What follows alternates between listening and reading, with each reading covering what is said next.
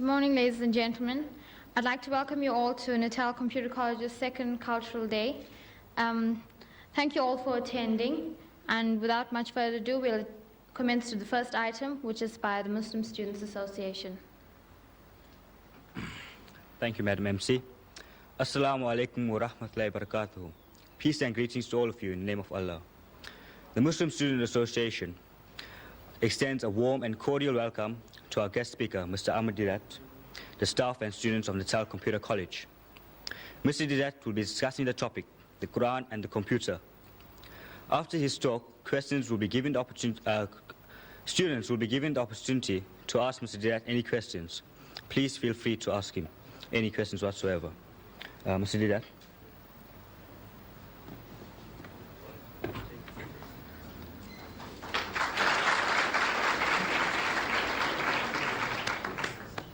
Assalamu alaikum wa rahmatullahi wa barakatuh, which means peace and blessings of God to each and every one of you.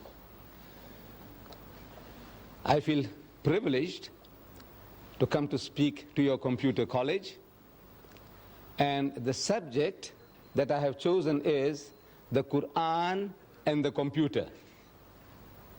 Naturally, you are inquisitive, wanting to know that this book of Islam, the Holy Quran, which was revealed 1,400 years ago, did it have anything to say about the computer? Mr. Didat, you ask, how do you fit in the Quran with the computer? I said, you see, for a long time I myself didn't see it. I have been reading the Quran in a translation form like this one, the Arabic text with the translation. And I have been reading verses, and they gave me some faint idea, but I didn't have a very clear picture until about 1975. How did it come about that I can see this relationship between the Quran and the computer? In 1975, I get a phone call from Zambia telling me that air tickets are waiting for me at the South African Airways. I must go and pick them up to visit Zambia on a lecture tour. So I rushed down to the center in Aliwal Street and Smith Street corner, South African Airways, and I go to the man at the reception, and I tell him that I have had a phone call from Lusaka, Zambia, telling me that an air ticket is waiting for me. I have come to pick it up. And I know what I was expecting. I was expecting a booklet, coupons. You know what air tickets look like? Those coupons. So I was expecting such a thing like that. So I asked him that, look, I have come for it. So he tells me, said, see one of these ladies. About a dozen of them were seated in a semicircular form with those terminals, visual terminals. Said, see one of these ladies there. How can you see one of those ladies? To me, only one person out of the lot might have my tickets. I know what tickets look like. So I'm asking him, which one? So the way the guy flays his hands, you know, and he tells me, like any one of them. I said, look, I'm speaking so nicely to the man. Why should he be so impolite? Is it because he's a white man and I'm an Indian? But I had no alternative. The way he directed me, I had to go. The first lady I saw who was doing nothing, she was sitting at the terminal. I go up to her. I said, excuse me, madam, I have had a phone call from Lusaka, and they tell me that there is an air ticket waiting for me. I have come to pick it up. She asked me, what's your name? So I tell her, my name is Ahmed Didat. She says, spell it. So I started spelling it, A-H-M-E-D, Ahmad, D-E-E-D-A-T, Didat. While I am spelling, she is typing on the keyboard before her. She said, yes. In other words, that means she's got it. Yes, so what now?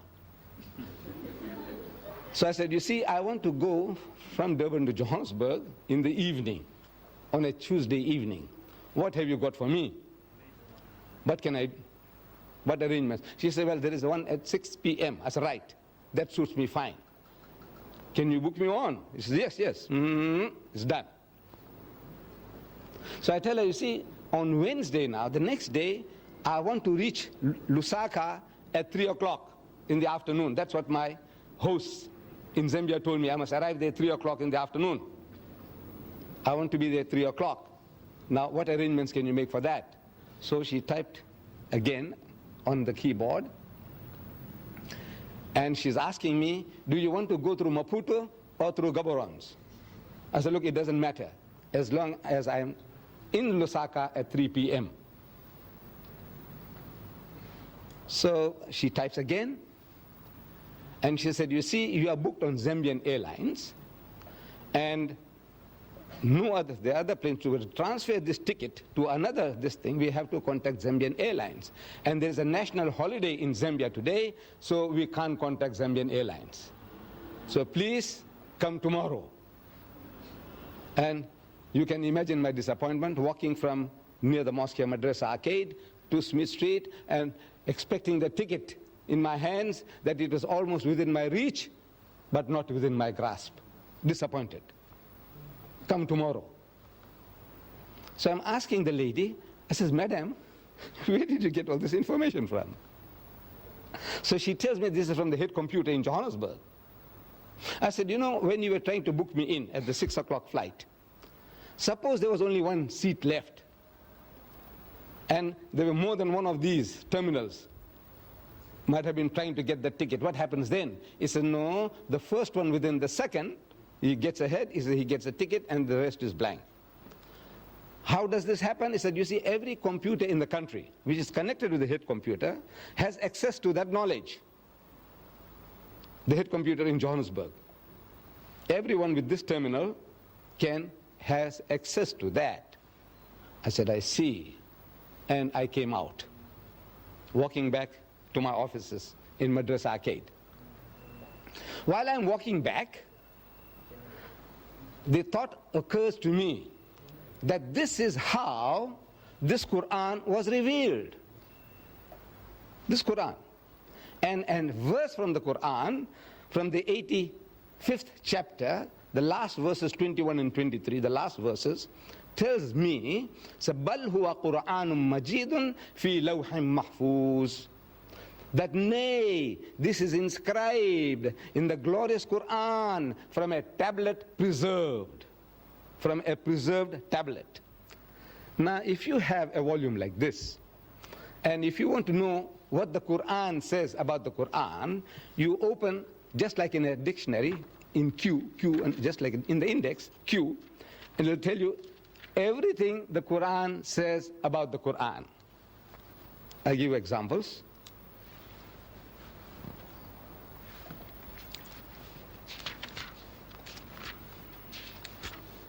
Quran. The divisions of the Quran, how it's divided into chapters and verses. Inspired message cannot be produced by other than divine agency. Verses, fundamental and allegorical, these are all different topics. God is witness to the Quran. God's revelation, the Quran. Follow it and do right, the Quran. Respect and attention due to it. Book of wisdom, the Quran. It's in Arabic, the Quran. Described, and on and on and on. What does the Quran say about the Quran? The last subject in this index on the on the Quran, it says the tablet preserved. The tablet, this, when you have it, you'll be able to see it with your own eyes. It says tablet preserved, chapter 85, verses 21, 22. I read it to you. So the picture comes to me, this is how it happened. See, the whole picture comes along, the history of Muhammad, that he was in Medina, I have been reading, and a Christian deputation had come from Najran, an outskirt of Yemen. They had heard that another Arab now, he's claiming to be in communion with God, he's claiming to be a prophet. So these Christians, they said, let's go and see this another Arab, and we will question him, cross-examine him, wanting to know what does he know about religion. So they come to Medina, and they are housed in the mosque of the Prophet. They sleep in the mosque, they eat in the mosque, and they have a dialogue in the mosque for 3 days and 3 nights. It's going on.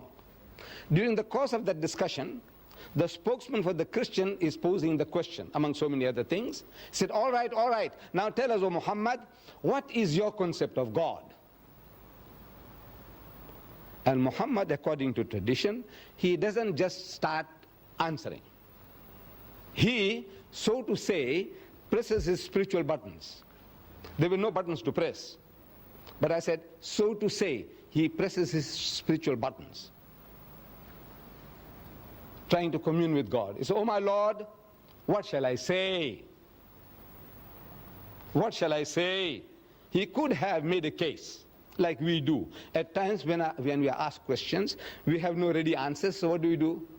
We beat around the bush. We fumble to gather our thoughts. You see, it's like this, and it's like that, and so on. While we are talking, while we are trying to share, our thoughts are coming into focus. That's what we do. If I were to ask you, my children, what is 6 times 6? Immediate answer. I take it. 36. 6 6 36. I say, what is 12 times 12? You say 144. Because you have a ready answer. But if you didn't have a ready answer, what do? You say, well, you see, 6 times 6, you take 6 and you put 6 times 6, 6, 6, and we add, and 6 is 12, and 3, 6 is 18. And you are fumbling for the answer, but you will get it, but you fumble for it. That's how what we normally do. Muhammad doesn't do that. He could have said, you see, our concept of God is almost identical to yours. You see, you believe in the God of Abraham and the God of Moses and the God of... He said, well, we also believe... This is how we all talk. That's how we talk. Not so Muhammad. He's asked a question, and he must get it from the highest authority, from the head computer. So what he does, he presses spiritual buttons, and comes the answer through his mouth. He is the end terminal. Every prophet of God is an end terminal of that head computer, the knowledge of God. If you are that, you have access to that computer, the head computer, and you have a problem, and you commune, say, oh my Lord, what shall I say? He said, tell them, Moses was told, tell them, thou shalt not commit adultery, thou shalt not covet thy neighbor's wife, thou shalt not steal, thou shalt not kill. You see? So he's telling them, from the head computer, whatever knowledge is given, the prophet of God, the man of God, he articulates them. So he wants to know, what shall I say? Comes the answer. You'll see it in the 112th chapter of the Quran. Amazing. You open that chapter, it begins. Qul huwallahu ahad. Say, he is God the one and only. Allahu samad, God the eternal absolute. Lam yalid wa lam yulad. He does not beget and is not begotten. Wa lam yakun lahu kufuwan ahad. And there's nothing like unto him. Finish. Whole chapter is finished. 4 verses. And back to normal. He said, you see, this is our concept of God. When he spoke, while he was speaking, the normal discussion was on a different level of speech. Now, when he's uttering those words, he's on a different level. قُلْ هُوَ اللَّهُ أَحَدٌ اللَّهُ الصَّمَدُ لَمْ يَلِدْ وَلَمْ يُولَدْ وَلَمْ يَكُنْ لَهُ كُفُوًا أَحَدٌ. And back to normal. He said, you see, this is our... Where did he get it from? He's asking. Oh my Lord. Nobody heard him. Nobody heard him say that. But he's asking, what shall I say? Comes the answer. I want you to see it in this book. It starts, say, he's God the one and only. Say, why? Say. A chapter begins, say, he is God the one and only. Why say? Because asked, what shall I say? Comes the answer, say, he is God the one and only. Now, this is how every verse of the Quran was revealed to the Holy Prophet Muhammad according to his needs from the head computer. He is the end terminal. As I said and I repeat, every prophet of God, every true messenger of God is that end terminal. We are not. We haven't got that facility. to make a direct contact with the head computer. Now, this preserved tablet, what is a tablet? To me, that screen is a tablet, a visual screen. Your blackboard is a tablet. Your whiteboard or your green board, on which you write is a tablet. Your computer chip is a tablet. The tablet of stone on which Moses wrote the 10 Commandments is a tablet. Now, this tablet that God is talking about is not made of metal or stone or the silicone chip. It is a spiritual tablet, a spiritual knowledge. It is not material. Now, what do you want to know? What else do you want to know? This is some aspect of what the Quran says about the Quran. What do you want to know about the Muslims and about Islam? Everything is in this book. The easiest way to have access to this knowledge about the Muslim is the book. We ourselves, we might be confused. The Muslim can be confused on so many things. But if you want to know authoritatively, what does your book of authority, the Quran, say? So you go to the Quran. So if you open the index, some of the subjects, I'll just give you a quick glance at some of the subjects. This book, claiming to be from God, naturally, it must tell us everything about God that we can know. So, under G, look for God.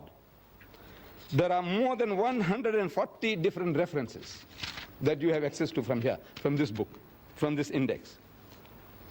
God. He is your protector. Chapter 2, verses 257 and onwards. He is the creator of all. He is most bountiful. He is merciful. He is most kind. He is beneficent. He is the orphan's shelter. He is the wanderer's guide. The guy is wandering around. He is a guide to him. He satisfies your needs. God present everywhere. He is unity. He is one, not one in a trinity. He is not one of two. He's got no begotten sons. He is wise. He is best disposer of affairs. He is most high great. He is irresistible. He is never unjust. He is exalted in power.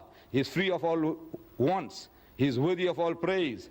And on and on and on. You want to know what does it say about man? Under M, look for man. Man means mankind, men and women. Man. Let's see what it says about man. Man.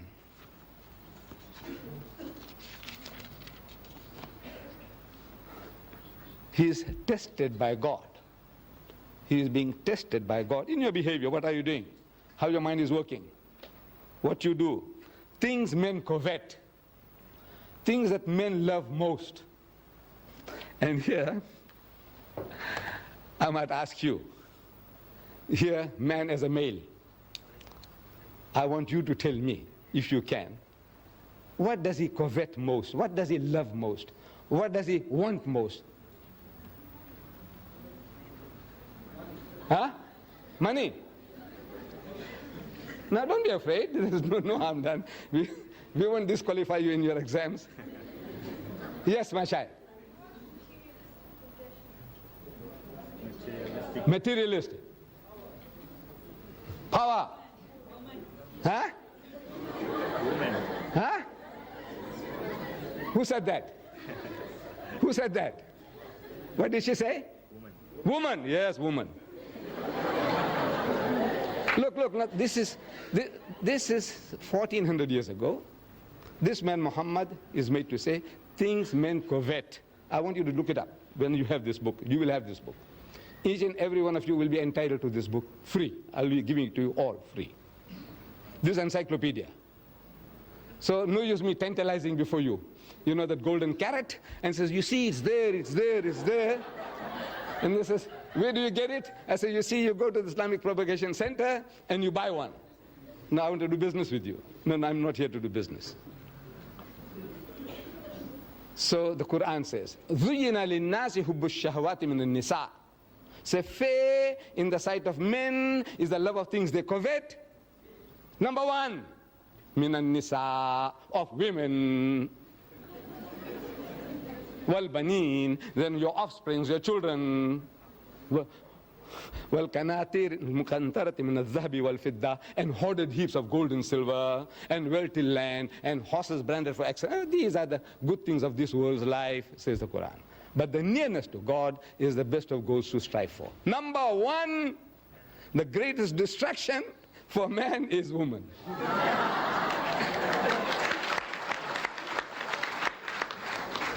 And I'm telling the Westerner, you see, look, as the Westerner, he knows this better than us.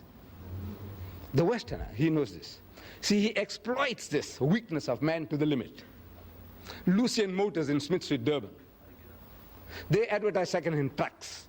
But on the trucks that they advertise, there's a woman in the bikini on top of the truck. G Knots, they were in Field Street before, they've gone to North Dean now. G Knots, they sell farm implements, but on the tractors that they advertise, there's a woman in the bikini on top of the tractor. I'm asking, what has a woman in the bikini got to do with a second-hand truck or with a tractor? Now you tell me. Except the man. You know, he will be enticed to read. He'll be enticed to read because of that woman in the bikini. He wants to know, now what about her? So he reads about the tractor, he reads about second-hand trucks because of the woman in the bikini. Then BMW has beaten the lot.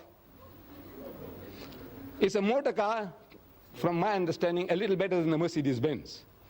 I have had my Volkswagen Beetle 4 times over. You know, I had the first one, 120,000 miles I did, and then next one and next one. Now they don't produce them anymore, those Beetles, you know. Now I had to buy a Golf. First Golf finished, then I had to buy a second Golf, and I got my second or third one now. I'm still not in the market for a BMW.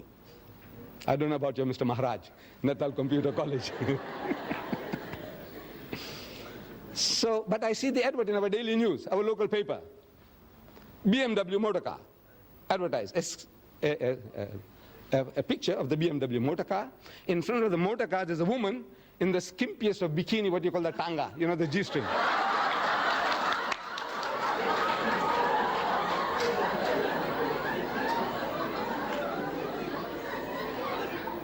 And in front of the motor car, this woman is standing, you know, in a lustful, enticing pose.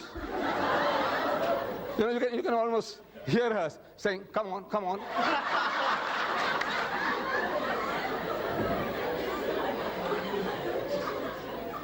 And it is written at the bottom, test drive her now. Who? Who? The woman or the car? Who? Now you see what? I said I'm not in the market for it, but I had to read it. I had to read it. You blame me? I'm 73, but sorry, I've taken you off. Things men covet, you'll see it there.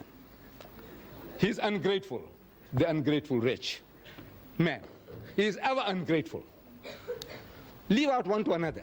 You know, we do some little favors for one another, and we expect some kind of gratitude. Fidelity, faithfulness. One of our South African poets, he describes it very beautifully, the ingratitude of man. He says, fidelity, faithfulness, is said to be a human attribute, which makes a modern gentleman distinguished from the brute. But that supreme fidelity, inborn in every hound, in every dog, which is the mark of man's best friend, in man is rarely found. This faithfulness, gratitude, the dog shows it. But mankind in general, the most ungrateful of people, one to another and to our Maker. If you are not grateful to our Creator, what is man to man? What? I give you this book, and I expect you to be, every time you say, Mr. Dida, thank you very much, you know, for that book. I expect that from you? No, I don't expect it. I shouldn't expect, because if I expect that, I'll be disappointed in mankind. I won't do anybody any good at any time. Say, look, these are all ungrateful wretches. Let them go to hell. I said, no, that's not my job to send people to hell. I said, no, I must do my best. I don't expect any reward from anybody at any time. He's ungrateful. He's given to hasty deeds. Everything he does in a hurry, and then he regrets afterwards. And on and on and on. What do you want to know? You want to know about Jesus, open J. Everything about Jesus. You want about Moses, everything about Moses. You want to know about marriage in Islam, under M. You want to know about divorce in Islam, under D. What do you want to know? Everything on your fingertips. Now, this book is yours. There's no bluff. You see, the only thing you have to do is collect these cards. These cards will be given out to you at the end of the talk. Each and every one is entitled to have a card. Only one, please. This card, you take it to 124 Queen Street, opposite the mosque in Queen Street. There's our Islamic television there in the window.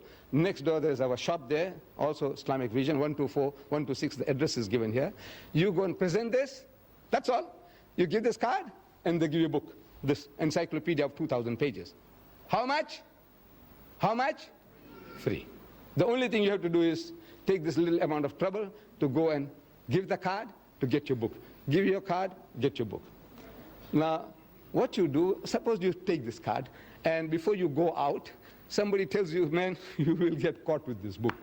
This book is going to capture your mind. It's going to enslave your mind. And if you get terrified, what you do? Tear it and throw it away. There's one book gone. Just tear it and throw it away. But you owe it to yourself. You owe it to yourself. There are in the world today 1,000 million Muslims. Just from the point of view of knowing how their minds are working, just from that point alone, you want to know what does his book say about what and what and what. The guy, the Muslim fellow who comes to you, you make an appointment, and the guy turns up late. Now, we are I don't know, most especially we black people, Indians, Africans, Coloreds, we are all, Muslim or non-Muslim, we are all not punctual. Generally, we are a very unpunctual people. We don't value time. But now, if the Muslim fellow lets you down, you see, you have something to beat him with. And he can't fight back. You ask him, he says, you Muslim? He says, yes, I'm Muslim. He's very proud to say he's a Muslim, yes. And you're late? He said, well, he said, wait. You are going through a special training of punctuality.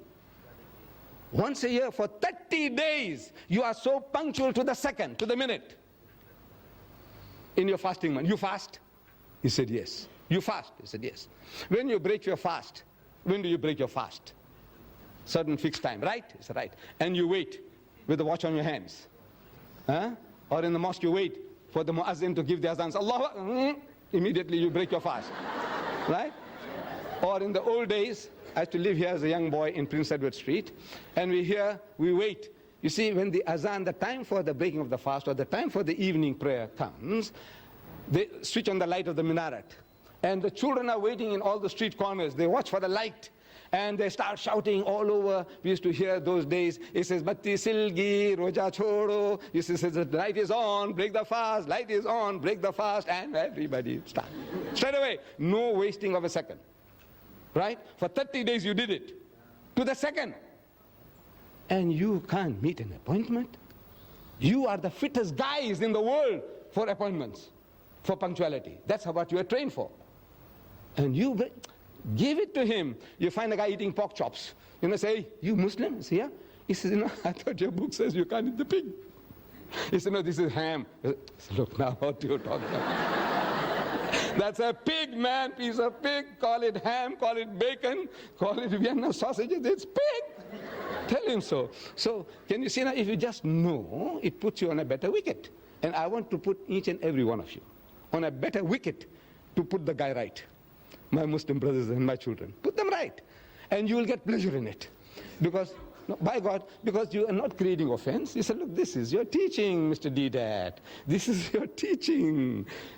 So, this is what I'm offering to you. This book, it's a book of ornamental for you from the knowledge point of view, the psychology of man, about religion in general. You want to know about karma. Have you heard the word karma? Yes. There's a Hindu term, karma, the law of cause and effect. The law of cause and effect. That every action has a reaction. Beautiful. We believe in that.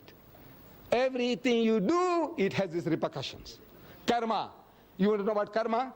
Open K in this book, and you say about karma. You know about lingam. I don't know whether you know. Look under L, you'll find Lingam. There. In this book, believe me. In this Quran, what do you want to know? So you owe it to yourself that you take this little trouble of carrying this card and going along and redeeming it for this book. Absolutely free of charge. Now, my dear children, Mr. Chairman and the lady here, I leave myself open to questions, any questions. You can ask any questions. Even criticism will be welcome. I assure you, my children. This old man can take it. I am yours. Yeah.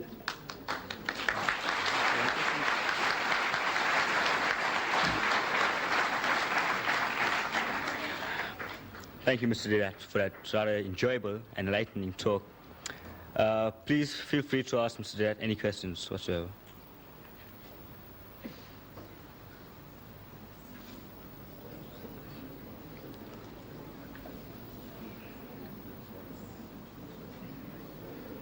Yes, my child. Why are Jews and Muslims enemies? If you come a little closer, please don't be shy. Please don't be shy, so that the camera can also catch your question. If you don't mind. No harm done. Okay, why are Jews and Muslims enemies? Are the Muslims and the Jews, are they not enemies? Why are they enemies? Yes, thank you for your question. Now, we as Muslims and Jews, or Muslims and Christians, or Muslims and Hindus, we are not enemies to one another. But we are at war. The Jews and the Muslims are at war. What are they fighting about? They are fighting for a piece of land called Palestine. My brothers, the Arabs, they say Palestine belongs to them. My cousins, the Jews, they say Palestine belongs to them. It's a battle for the land. You have between brothers and brothers. Brother, they're all, among us especially. Father dies, and you find that this estate can't be settled. They must go to court. They must go to court. The dividing the shares, the inheritance. There's a war after war. Every Indian, I'm talking about the Muslims. You see, I don't know about the Hindus so much. But I know my own people. You have to go to court. You have to go to court. So this is brother and brother. We are brothers and cousins now. And both are claiming the same piece of land. What are the rights and wrongs of it? Now that is something that we can discuss. We can talk. For example, I'm talking to the Jews. I say, come and talk to me. I'm talking to the Jews. I've spoken to them at the University of Cape Town. I've spoken to them here at the Natal University. I have had so many discussions with them. I have written a book, Arabs and Israel, Conflict or Conciliation, and I sent it to every influential Jew in the country, in South Africa. The reaction was, they want to kill me, they want to bomb me. I said, come, talk to me. So I got it all recorded, when they phone up and they use abusive language and what they're going to do to me and all that. I said, come and talk. Because my book says, call them. Call people to a dialogue. Come, let us talk. See if we can see reason. So it is not Muslim want to kill Jews or Jews wanting to kill Muslims. Because we have lived together, Muslim and the Jews, for over 1,000 years, no problem. You see, in Spain, the Muslims ruled Spain for 800 years. And the Jews were the second highest in the hierarchy, doing work among the Muslims. The greatest achievement of the Jews was by the Jews in Spain under Muslim rule.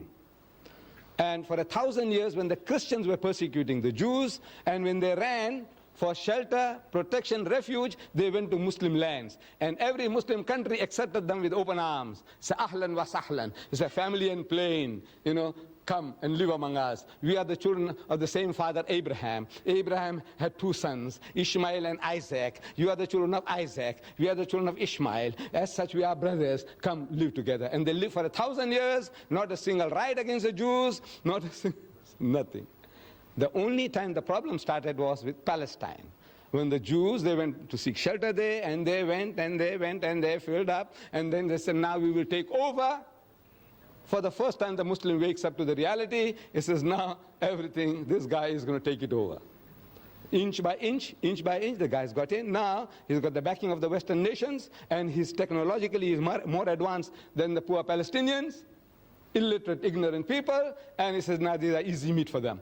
So now they wake up, he says, no, man, this is not right. So this conflict from 1918 onwards, prior to that, no problems between the Muslims and the Jews. Any other question? Yes, my son. What's your opinion of satanic verses?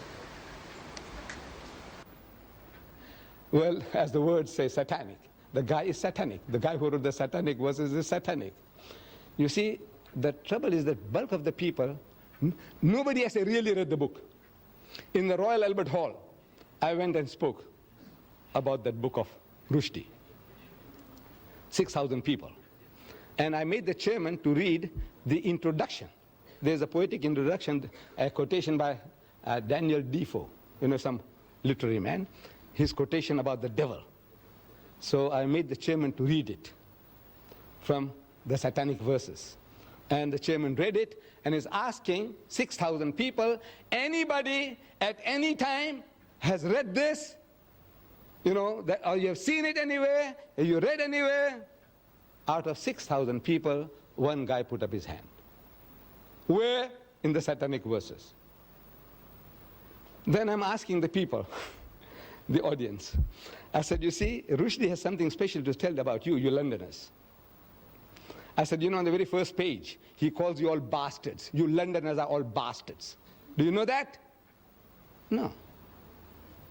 I said, Londoners, I said, you, whether you are an English Londoner, or a Pakistani Londoner, or a Sikh Londoner, or a Hindu Londoner, you are a Londoner, you are a bastard. Shocked. I said, look, what have you been reading? You say this book is very good. I said, come on, talk to me. Then, of course, it was more than an hour's talk. I'm giving him what he says about Rama, what he says about Sita. Did you read it? He says, no. I said, you will want to kill him, you. What he says about you white people? The whole white race. He says, white women, no mine, fat, Jewish or non-differential. White women, I can't say. There are other words. What they are good for. I can't. But I said, now you talk to me. You want to know? I said, you white man, you know what he says about your mother, your wife, your sister, your daughter, you Jew? You know what he says about your mother, your wife, your sister? I want to know what are your reactions.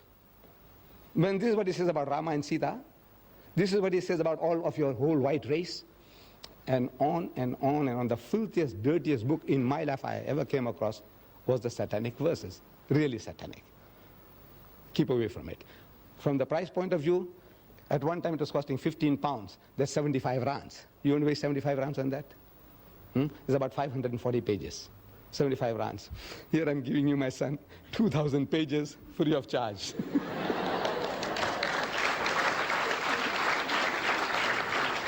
Yes. Just a while ago, you told me that Allah is very merciful and merciful.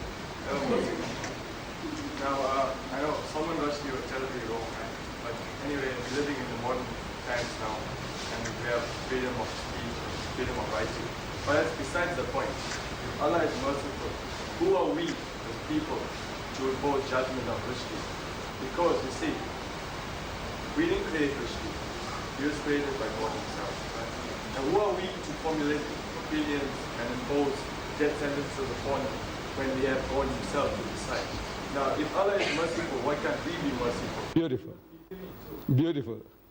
I'm a Hindu student, right? And my scriptures teach me to be obedient, merciful, and sympathetic to fellow human beings. Now, we must sympathize with Rushdie. We understand he has a problem, but we're not in a position to impose death sentences upon him as the late Ayatollah Khomeini did. Now, I appeal to the Muslim people and Muslims in general to forgive Rushdie and give him a break and allow him to apologize and take back his faith.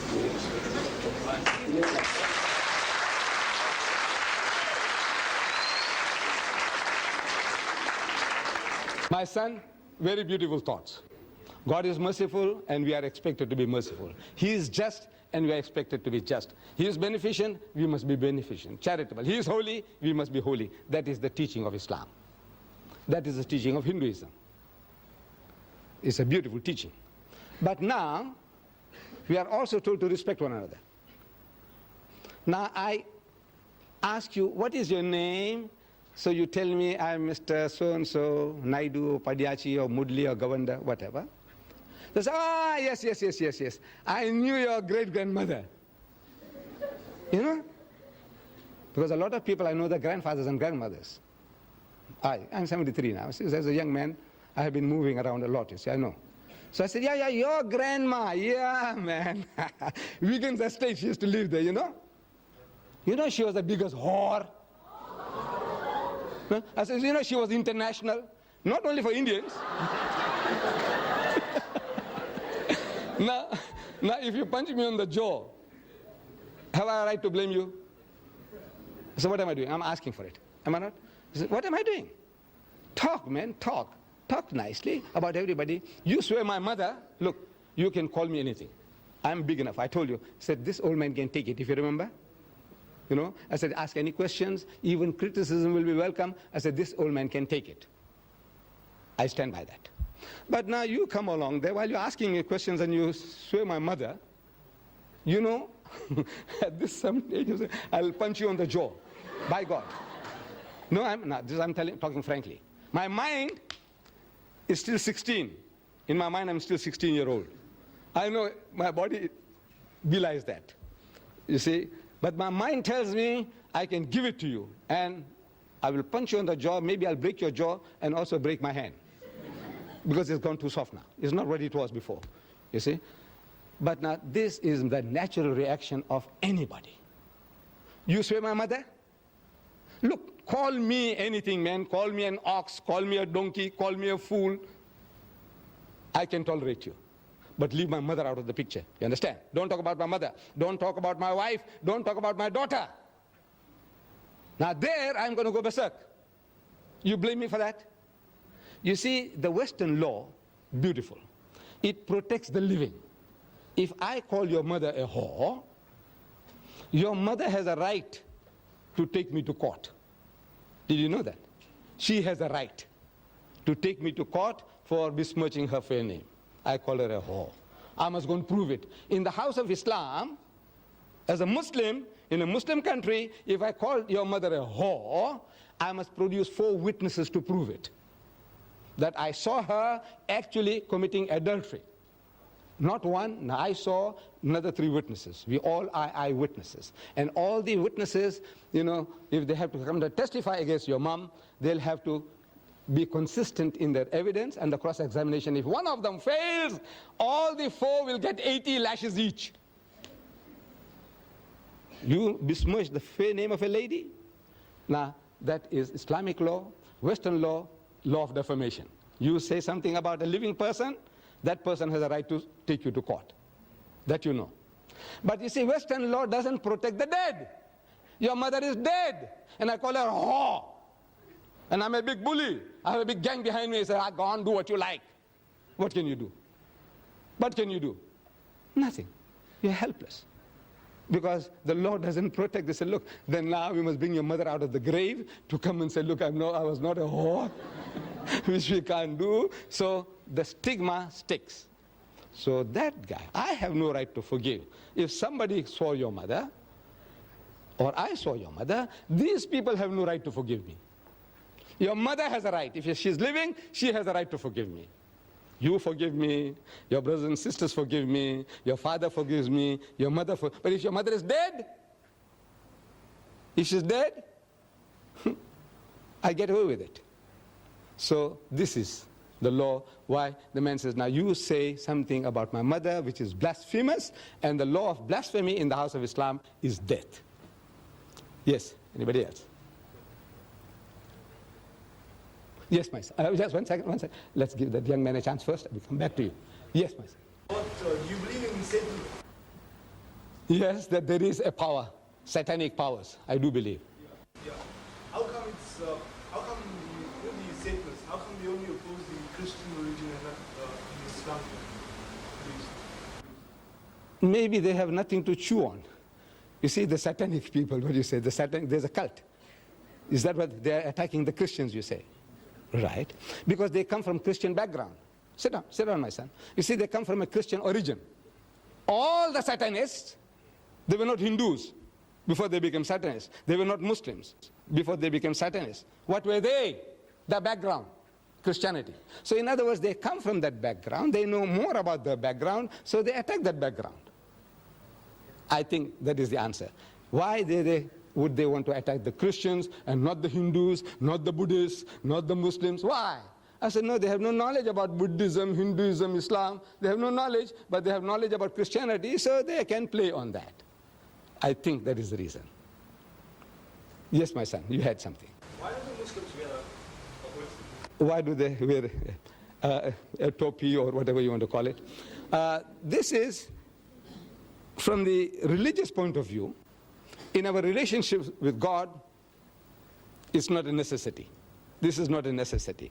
But in society, we need an identity.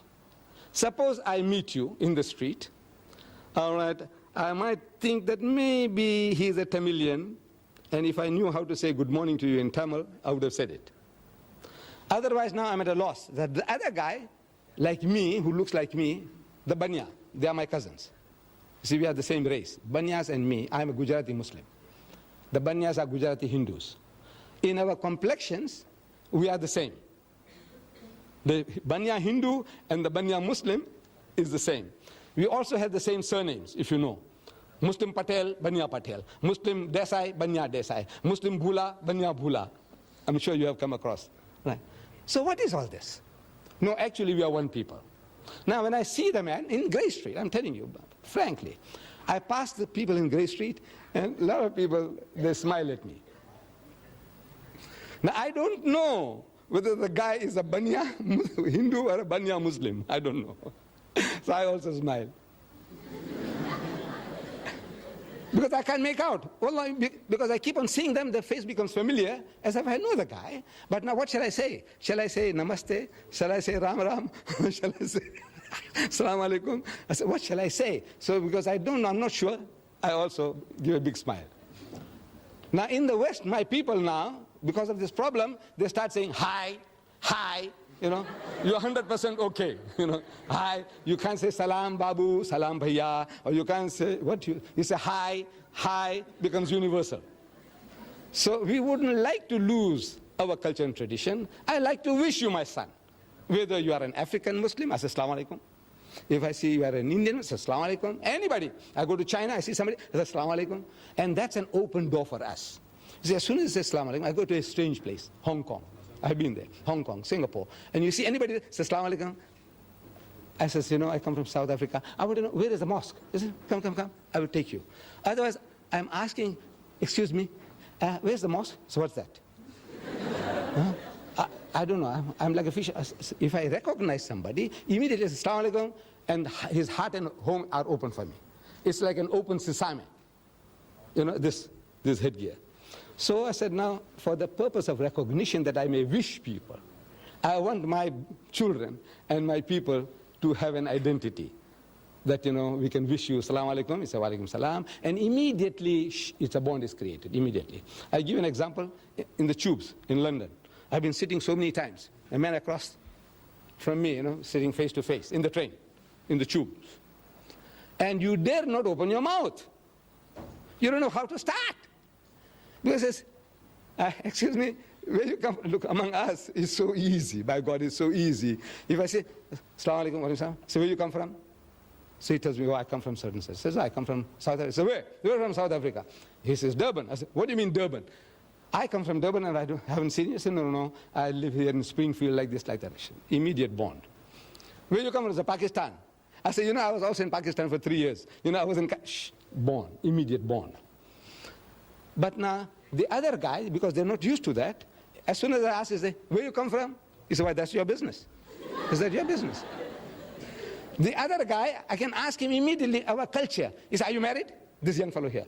He says, no. I said, why, what's wrong with you? Huh? Come on, I'll show you, you know, there's Mr. Dida's daughter. Come see. No, this is our culture. Are you married? Yes. And the children?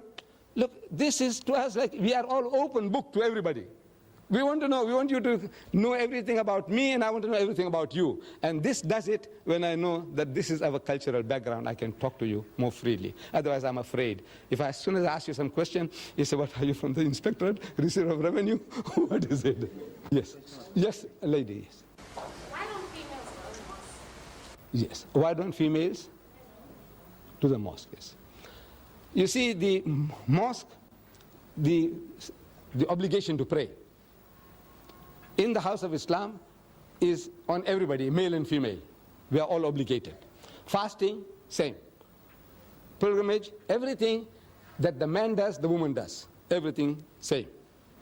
But there is what is called a segregation of the sexes in the house of Islam. Like among the Africans, you say shonipa, respect for womanhood. Say the man comes along into the kraal, the men go with the men, and the women go with the women. Now in our culture, it's the same. There is what is called a segregation of the sexes. Men and women are not allowed to freely intermingle. So in the absence of a separate facility in the mosque, where they can come into the mosque without intermingling with men, they pray at home. But now in the mosques in South Africa, provisions are being made. Where you have a separate entrance for the ladies, separate ablution facility for washing, toilets, everything separate. They are in the mosque, yet out of the mosque. In other words, what is forbidden is free intermingling. In the house of Islam, means in our teaching, no Muslim man has a right to be alone with a woman who is not his mother or wife or sister or daughter. Everybody else is to keep them at a respectable distance. If I was going to Johannesburg, alone in the car, I need company. And if I see you, my sister, my daughter, you standing by the roadside, trying to thumb a lift, my religion says don't give her a lift. Not because you are an African. Even a woman of my own race, don't give her a lift. But if she's accompanied by a man, maybe her husband, maybe her brother, maybe her father, it's an act of charity. Come inside, I'm empty. Where are you going? I'm going as far as Newcastle. That's all right, get it. Free. It's an act of charity. But if the woman is alone, whatever race, my own race, he said, don't give her a lift. Why? Because it is a challenge to man's manliness if he doesn't make some suggestions. This is man, any man, every man, unless he's a hypocrite or something else wrong with him. A man is a man. He has a woman beside him and he's traveling alone now. He wants to know, are you married? He says, no. Have you got any boyfriends? No. He wants, yeah, you married? How long? 15 years. Any children? He says, no. He says, isn't Mr. Naidu working hard enough? Big joke. This is man, any man. See, every man is like that. So therefore, it says, now look, before that thing happens, this old man, I'm talking about this old man himself. Look, before that happens, you see now, you are nice and jovial, you're smiling, I say some small joke and you laugh like hell, in the car. To me, this woman is game. She is fair meat. This is man, any man, every man. So, Islam says, keep him at arm's length. I must keep you respectfully at a distance, and you keep me at a respectable distance. This is the reason there is no free intermingling of the sexes. Yes. Yes, my son. With all due respect to your religion, may I know what is the purpose of circumcision? Because I mean, now, if I were to join your Muslim sect as such, that hurts. Right. Agreed. The young man wants to know about circumcision. I know that is the biggest barrier in we getting converts.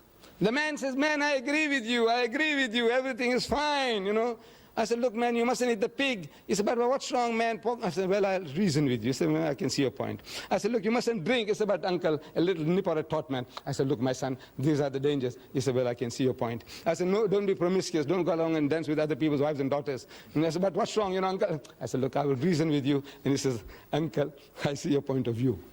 But now you agree with everything. And I said, now, circumcision. That's hard. So now I said, now what is this? I said, my son, this is for your own benefit. Look, now I'm talking objectively. Yesterday, day before yesterday, it was in our local paper. Cancer, the cervix in women. which is a killer among women. Cancer of the womb is a killer of women. 85% of all women who suffer from cancer of the womb are wives of uncircumcised husbands. Problem. I went to the R.K. Khan hospital some years ago. I had a problem. And I'm sleeping there on the bed. So this our culture. See, say you, what you here for? What you here for means what's your problem? What's your name, Mr. Reddy? So he tells me, so uncle, it's, it's like this, like that. And what? He says, problem with the foreskin, circumcision. Next to me is a young boy, schoolboy. I said, what's wrong with you? He said, no, nothing wrong with me. I said, no, I want to know what brings you here. What are you here? So he says, you see, uncle, difficult. So he's telling me, actually, he's got constriction. He must be circumcised.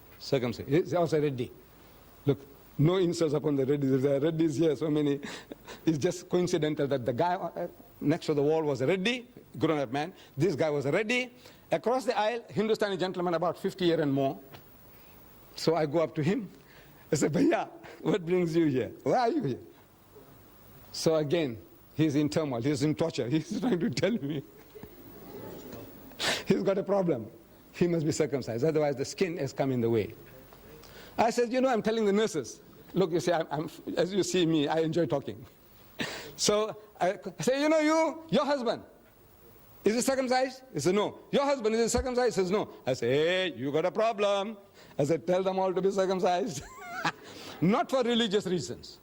I said, as much as we are vaccinated, for what? Our government tells us, according to the health regulations, that if you're vaccinated, there's less likelihood of you getting smallpox and this and that. Diphtheria, anti-diphtheria, this thing, and all that, they're doing it to you for what? To save you. They give us vaccination, inoculation against smallpox, typhoid, and all that before you go overseas. What for? They hate you? No. But for your benefit. So now this circumcision, I said, if I came into power in this country, I will pass a law, circumcise every male child in the country, Indian, African, colored, white. Nothing to do with religion. I say for health reasons.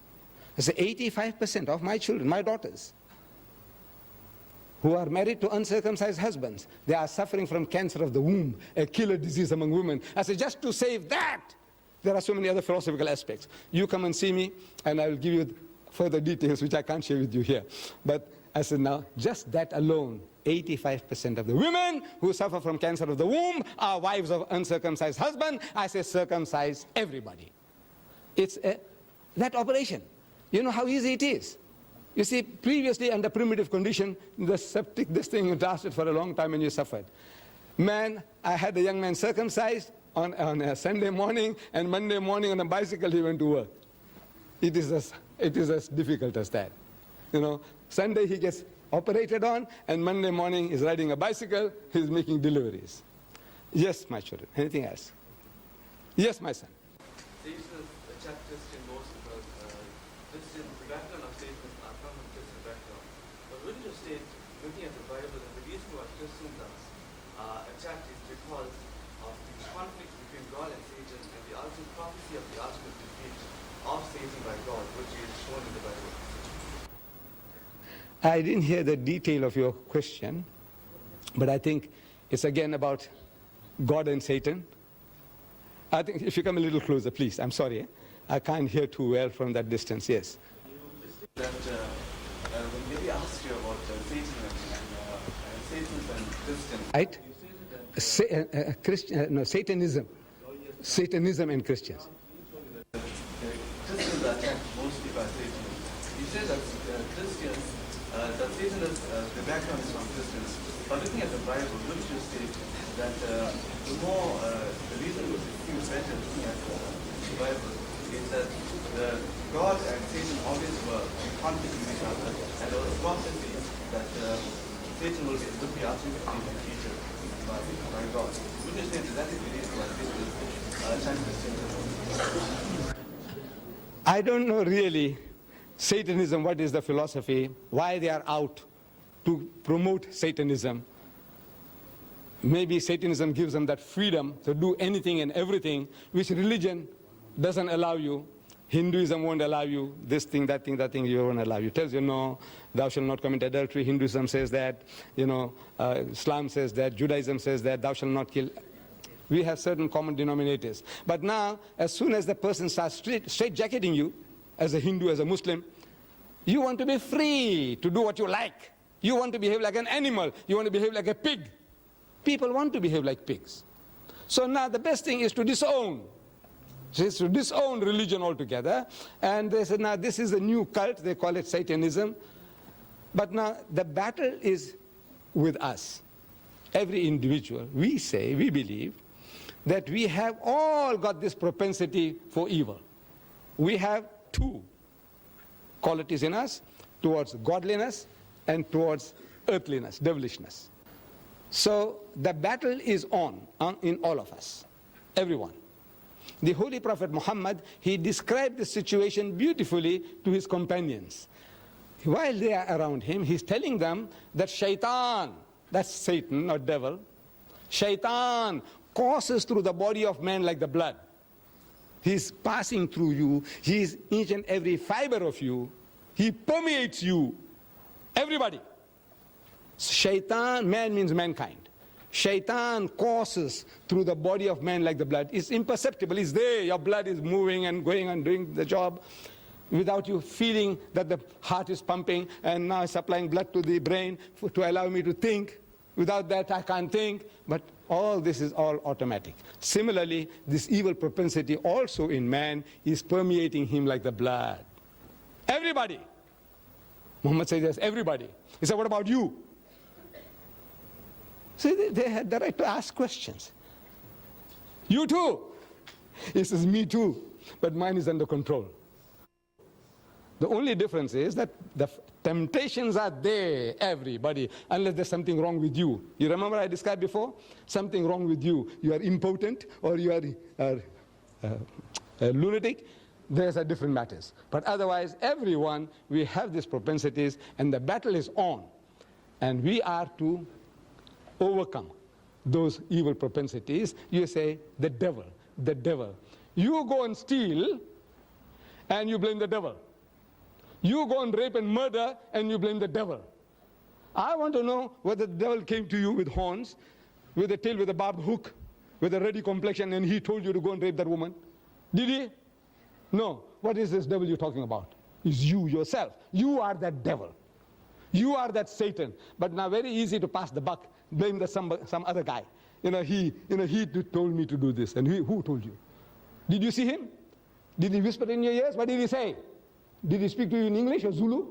That's Satan you're talking about. What did he tell you? In Tamil? What did he tell you? So this is like a good thing, passing the buck. The thing is, it's with you, in me, in you, in me, and we are to give battle to these forces through the guidance of God. Whatever God tells us, he says, no, I shall not do it, I'm programmed. So we are shown the two broad highways according to the Quran. Two broad highways, one leading to salvation and the other leading to hell. The choice is yours, and you have the freedom of choice. That freedom of will is given to you. You make your choice, and you make your decision, and therefore you are accountable. You will have to pay for it. You might get away here, but not in the hereafter. Yes. You want me to continue? Yes. So if you have any more questions, I'm here. You think you have had enough? All right.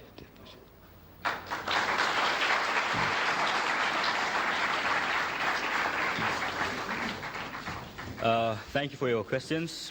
That brings us to the end of our presentation. And once again, to our guest speaker, Mr. Ahmadidat, thank you very much.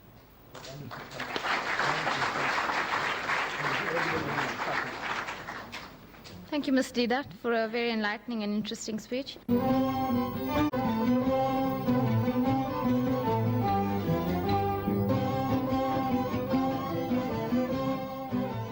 Just